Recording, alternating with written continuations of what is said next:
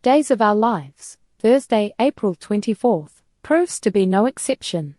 In this emotionally charged and drama-packed episode of Days of Our Lives, relationships are tested, secrets begin to bubble to the surface, and new faces step into old shoes. Xander's wrath boils over. Xander is a man on the edge. For a while, things had been looking up somewhat.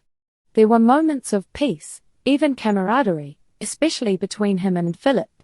Their tenuous truce had been holding up, at least on the surface. But now, all of that is in shambles. Upon discovering that Philip had lied to him, Xander is ready to explode. His fury is barely containable, and he makes no effort to hide his desire to confront Philip, physically, if necessary. It's not just betrayal. It's the humiliation, the feeling of being played for a fool by someone who's supposed to be family. But as always, Maggie steps in. With a calmness that belies her inner concern, she urges Xander to pause, to breathe, and to reconsider the consequences of unleashing his anger. She reminds him that Philip is his brother, and family bonds, even strained ones, deserve a second thought before being severed. Maggie appeals not just to his logic but to his humanity. Put yourself in his shoes, she pleads. You've had your share of second chances too. Still, even Maggie knows her words may only delay the inevitable. Xander is a man of impulse. If he holds off now, it's only because Maggie asked. Not because the storm inside him has calmed. And knowing Xander, this may just be the eye of that storm. Maggie's plea for compassion. This isn't just about Philip. Maggie, ever the moral compass of the Kyriakis family, has bigger concerns. She knows the weight of resentment. She's watched it destroy families. And she knows Xander has suffered, has been betrayed, hurt, and cast aside. Sarah's betrayal still cuts deep, even if he won't say it aloud. Maggie, wearing both the hat of a mother and a mediator, begs Xander to consider mercy. Forgiveness may not come easily, but holding on to anger is a burden she doesn't want him to carry any longer. You deserve peace, she says gently, and sometimes that starts with letting go. Her words aren't just philosophical, they're personal. She's lived them. And she hopes that in hearing them from her, Xander might find the strength to choose a different path. Whether he listens remains to be seen. Chaos at the street festival. As tension brews within the Kyriakis family, Salem itself is buzzing with excitement. The annual street festival is underway, and for a few moments, there's joy in the air. Kat and Chad are among the attendees, delighted that the fundraising efforts are succeeding. The atmosphere is light-hearted, even flirtatious. Sparks fly, laughter rings out, and for just a heartbeat, it seems like romance could bloom anew. But Chad, always haunted by his past, has a sudden epiphany: I can't date. The memory of Abigail still looms too large, too unresolved. And as long as he doesn't know what truly happened to her, if she's alive or gone forever, his heart won't allow him to move on. Meanwhile, a comedic twist lightens the mood. Xander gets himself into an unexpected hot dog incident that leaves him shirtless, much to the amusement of festival goers. It's a moment of levity amidst the drama, a reminder that even the darkest clouds sometimes give way to sunshine, if only briefly. It awakens and nothing is the same. After weeks of waiting, the moment fans have anticipated has arrived. Edge is awake. The news spreads quickly, and with it comes a ripple of emotional reactions across Salem. Kayla checks on him, bills are reviewed, and loved ones gather, each carrying their own baggage of hope, guilt, and unresolved questions. But something is off. Edge is different. His demeanor, unusually cheerful for someone just out of a coma, sets off alarm bells. Kristen is among the first to notice. Her visit, initially meant to be supportive, turns into a quiet interrogation. She watches her brother closely. Something doesn't add up. Kristen has her suspicions. Does Edge remember who shot him? Is he pretending not to? And why does he seem oddly at peace when there are still so many unanswered questions? As Kristen wrestles with her instincts, Susan grows increasingly anxious. She hates being out of the loop, especially when it could mean trouble for her. If Edge knows more than he's letting on, and if that information puts her at risk, she wants answers.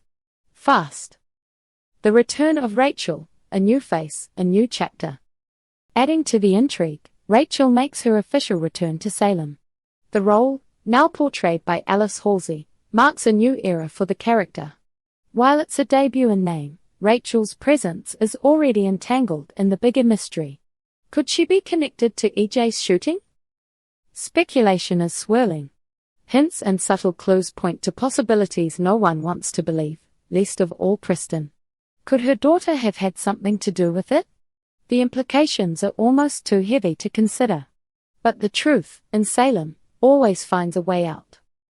As Rachel's storyline begins to unfold, fans can expect emotional performances and plotlines that dig deep into family loyalty, secrets, and the legacy of the DiMera dynasty. Next, Days of Our Lives, April 25th recap. Love confessions, unspoken fears, and unexpected reunions stir Salem. Salem is no stranger to tangled emotions and decades-old secrets, but on this Friday, April 25th, the air is thick with emotional revelations, uncertain hearts, and the kind of painful honesty that only time, tragedy, and tenderness can bring to the surface. For our longtime viewers, many of whom have watched these characters grow up, break down, and fall in love again, the developments in today's episode of Days of Our Lives deliver that familiar mix of nostalgia and dramatic intensity. Let's start where the heart beats loudest. Belle Black's long-buried confession finally sees the light. And it's not just a passing comment, it's a revelation years in the making. A love confession that won't stay buried. Belle Black has always been the quiet strength of Salem, someone who carries her burdens with poise. But even the most composed heart has a breaking point, and hers has arrived in the form of DiMera. While lay comatose, his life hanging in the balance, Belle found herself unable to hold back the truth. She whispered 3 small words, "I love you," to a man who couldn't hear them. Or so she thought. In a moment that could only happen in Salem, Belle later slipped up and mentioned that same declaration to none other than Susan Banks, EJ's mother. And Susan, never one to keep juicy information to herself, wasted no time telling her son what she heard. So when EJ confronted Belle, asking her outright if what Susan said was true, she froze. The air was heavy, her throat tight, and just as she opened her mouth to speak, life did what it often does in Salem, it interrupted. Today, Belle finally finds herself in a position where silence can no longer protect her. With trembling courage, she confirms it, yes, she does love him. But this isn't a fairy tale ending, not yet. There's a catch, a DiMera-sized catch. Despite her feelings, Belle knows that loving EJ is one thing, but building a life with him, that's something else entirely. He's a DiMera. He carries that name, that legacy, and all the weight that comes with it. Power, manipulation, darkness, it's in his blood. Belle knows it, and while her heart may race every time he walks into the room, her mind urges her to walk away. She might not be able to be with him. But make no mistake, her feelings are real. And no matter what decision she makes, it will be one that costs her dearly. A mother and daughter, bound by blood and hope.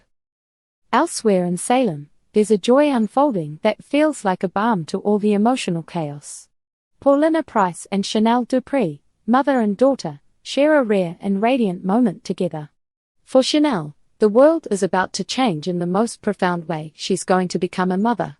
For Paulina, that means she's about to become a grandmother again. And this time, she gets to walk alongside her daughter every step of the way. There's laughter, tears, and dreams whispered over cups of tea and shared memories. But amidst all this joy lies a small but significant obstacle. The adoption papers aren't fully signed yet. And the missing signature? It belongs to Johnny DiMera. Johnny, usually so confident and driven, is now plagued by doubt.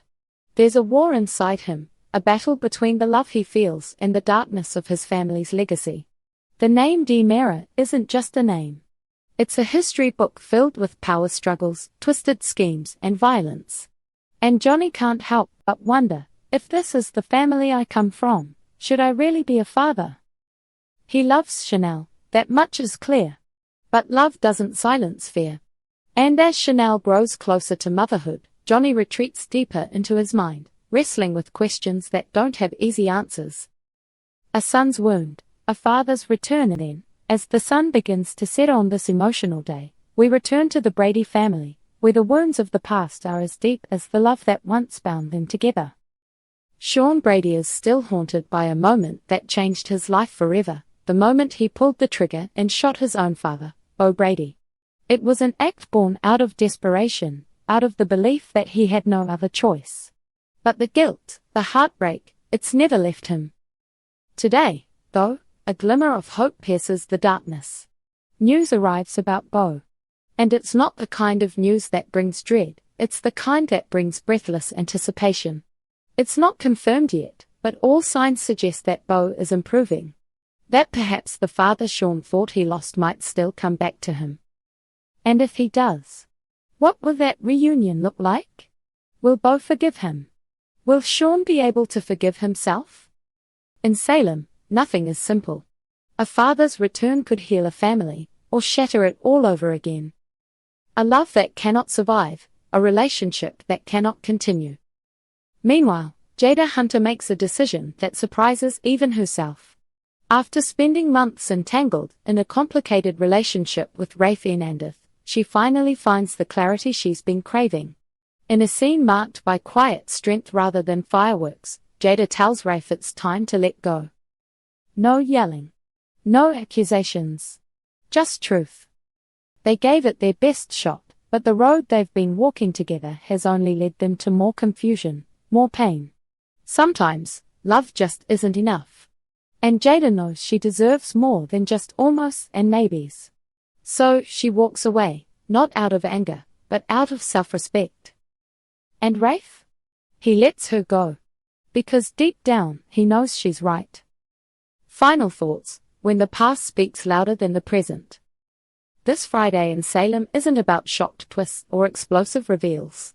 It's about the quiet moments that shape us, the whispered confessions, the long-held regrets, the soft goodbyes. It's about the way love and family can both save and destroy us. Belle faces a love she might not be able to accept. Johnny questions whether he's worthy of being a father. Sean dares to hope that a broken bond with his father might still be mended. And Jada chooses herself over a love that no longer fits. For longtime viewers, especially those who've followed these characters for decades, this episode is a reminder: life isn't lived in grand gestures. It's lived in the pauses, the choices, the conversations that change everything, quietly. Stay tuned. Salem isn't done unraveling yet.